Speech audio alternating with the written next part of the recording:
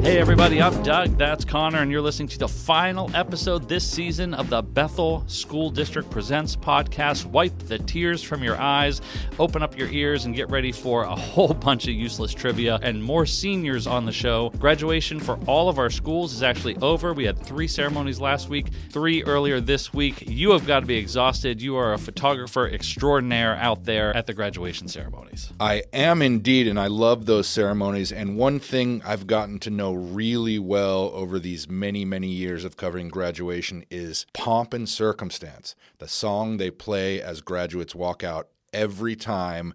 And it got me thinking, Doug, why? Why that song? I don't know. And you know, the inquisitive brain that I have, it got me down a rabbit hole, and that's going to be my useless trivia this week. So, Douglas, did you know the tradition didn't actually start at a high school graduation at all, but rather a college one? The song was originally written in 1901 by Sir Edward Elgar, who composed the piece for the coronation of King Edward VII of England.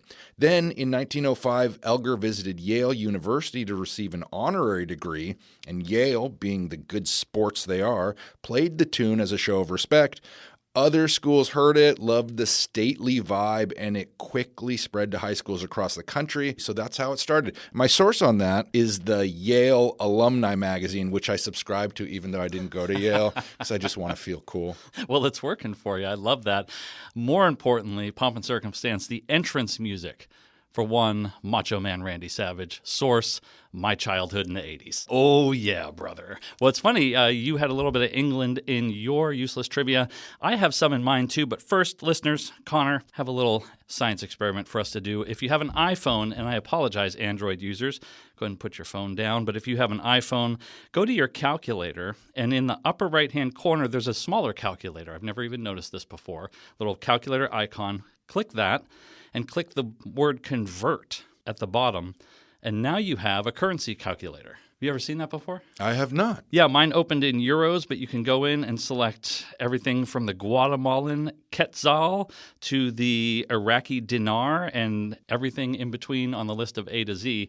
And that got me thinking about the world's oldest currency, which is the British pound, £1 sterling, as it's officially called. It dates back over 1,200 years, believe it or not, Conor, back to 775. I'm going to give you a real brief timeline, and don't worry, I'm going to skip like 1,000 years here in a second. But in 775, silver pennies were introduced, and 240 of them weighed exactly 1 physical pound of sterling silver. Skip 1,000 years, in 1717, your boy, Sir Isaac Newton, who was the master of the Royal Mint, accidentally changed Britain from silver to a gold standard. It must have been some accident, because it lasted until 1931 when Britain abandoned gold and converted the pound to a modern currency. And the last notch on the timeline is 1971, when Britain throws out the ancient system of shillings and pence, decimalizing the pound so it equals exactly 100 pence. Wow. It was a lot. And my sources on that are the Royal Mint and the BBC. Excellent trivia, Doug. I love that. And speaking of pounds, you sure were pounding the pavement over at our high schools. That was terrible. I'm glad this is the last episode. I am going to take a sabbatical with my embarrassment for the summer and hopefully come back with some better jokes in the fall. But you were over at Bethel High School, and the first senior you talked to this week is Riley. Let's jump right in. Riley, what's been your favorite class here at Bethel High? I've really enjoyed our international history class with Mr. Matthews. We cover a lot of topics around the Cold War era, and I've gotten to explore a lot of new perspectives and things that I never thought I'd be able to see, which is really great. And we have a lot of opportunities through the Cambridge program to get a more global view. That sounds super interesting. Any special activities or awards during your time here at Bethel? So I do play roller derby outside of school, so I've gotten a couple MVPs from that. I am in our marching band and concert and jazz band, so I did receive a drum major award, and we placed second in the Wenatchee Parade. I also received the Outstanding Cambridge Learner Award because I got high marks on all of my exams.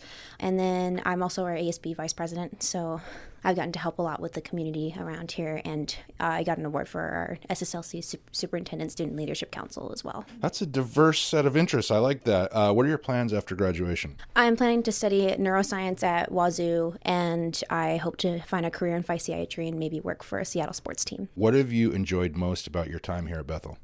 I really like the community. I like doing a lot of things that are performance arts based and kind of pushing like my limits. So in like drama club and band, I've been able to be in that center spotlight where I used to be like really scared, but that's like helped me grow as a person. And I feel like I can take on a lot more challenges now than I used to be able to. And I'm like, because of Cambridge, I feel like really like prepared to go into college and like accomplish new things. Yeah, that's great. What makes this school so special to you? I'd say like the teachers, our teachers here, they care so much about their student body, and like I feel like they have been really important for my growth as like a learner and as a student. And I'm really grateful for the experiences I've been able to have and for their effect on me long term. Yeah, shout out to all the amazing teachers here. All right, here's the hard part, the lightning round. What's your least favorite food? I'm not a huge fan of seafood. I kind of like shrimp, but I had this really gross Krabby Patty with imitation crab, and I threw up after that. Not a fan. That'll ruin it for you. Any pets? I have 2 cats. One is named Willow, and one is named Scout. They have a calico and a gray tabby. Very cool. Any books you're reading right now, or books you'd like to recommend to people? So we actually covered a lot of really cool like literary works in my literature class, and I actually really liked Who's Afraid of Virginia Woolf by Edward Albee, and then I actually enjoyed Pride and Prejudice a lot. I actually played Mr. Darcy in our play here, and if anybody's interested in that kind of work, I really like Jane Austen, as well as Sylvia Plath as well, the poet. Classics, all of them. What is your dream spring break travel destination? I really want to go to Japan, just experience something that's like new, a lot different. I also really want to go like to Europe and be able to travel between like the different countries over there. What TV show, YouTube show, podcast series are you listening to or watching right now? I have been watching a lot of Dr. House, and I really like all the Gordon Ramsay shows, so like Kitchen Nightmares and Hell's Kitchen and everything. So when I'm stressed out, I get to watch other people being stressed out about things, and it makes me feel better. Comfort shows there. What's one thing on your bucket list? I really want to go bungee jumping or do something. I really like thrill like adventures and stuff. So if I could like travel to like a coast or anything, or like go scuba diving in the Great Barrier Reef, that would be really awesome. That would be cool. Okay, if you had to sing karaoke in front of the entire school, what song are you picking? I would pick Hella Good by No Doubt. Excellent choice, and thank you very much, and good luck in the future. Thank you. Well, great interview, Conor. First time I've heard a student say that they played roller derby. That was really, really cool to learn about Riley. And did you know, bonus piece of useless trivia for you, Conor, that before one plays an official roller derby game, you have to pass a written exam? That can't be true. It is true. According to the Women's Flat Track Derby Association, they have a rule book that covers everything from legal blocking zones to complex penalty scenarios, and all participants must study the rule book and pass a test on the regulations to ensure safety on the track before they can play. Wow, that's really interesting, Doug. Also interesting, I got to talk to a few other seniors. Next one was from Challenger. I am here at Challenger High School with senior extraordinaire Kevon. So, Kevon, what is your favorite class here at Challenger, either this year or any year? My favorite class is art class with Mr. Foot. Any special activities or awards you've earned during your time here at Challenger? I've earned the Honor Roll and the Student of the Month award. Very good. And what are you planning on doing after you graduate? I plan on doing professional rugby overseas. So, yeah, that's about it. Oh, you're going to have to tell me more about that. I'm not letting you off the hook that easy. Tell me about the professional rugby you're going to pursue. How long have you been playing rugby? Man, I've been playing rugby my whole life, and that's always been my career ever since I was a kid. So that's like my passion right there. That's an amazing passion. What have you enjoyed most about being a student here at Challenger? You know, getting to meet new faces around the school like every year, and like from time to time, especially the staff. Like the staff's been a huge like amount of support for me, especially the teachers, and I'd say that's like my favorite thing. Absolutely. And this is a unique school. It's not like every other school. What do you think makes Challenger so special? I'd say the staff and teachers, they're very more like social and like more active, like to getting to know you and like having you be like, you know, active in school activities and stuff like that. So I'd say that's one of the main things that separates it from like different schools. All right, so this is the fun part. We're going to do a little lightning round here. What's your least favorite food? I'd say fish. Just cross the board, fish. Fish. Fair enough. Do you have any pets? Nah. No pets. You got a book you're reading or the last good book you want to recommend?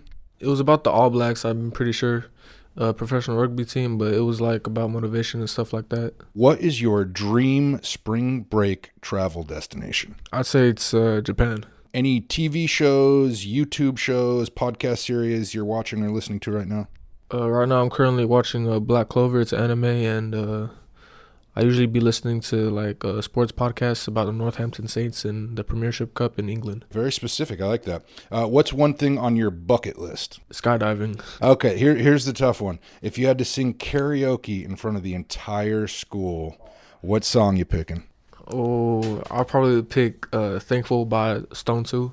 All right, I like it. Well, good luck in the future, and thanks for joining us. Thank you. Always great to hear from our seniors. I love that his dream is to play professional rugby. Two sports, that and roller derby earlier, that we don't really talk about much on the podcast. Another piece of useless trivia for you, Conor. I've been sitting here while you were actually doing work over at the high schools.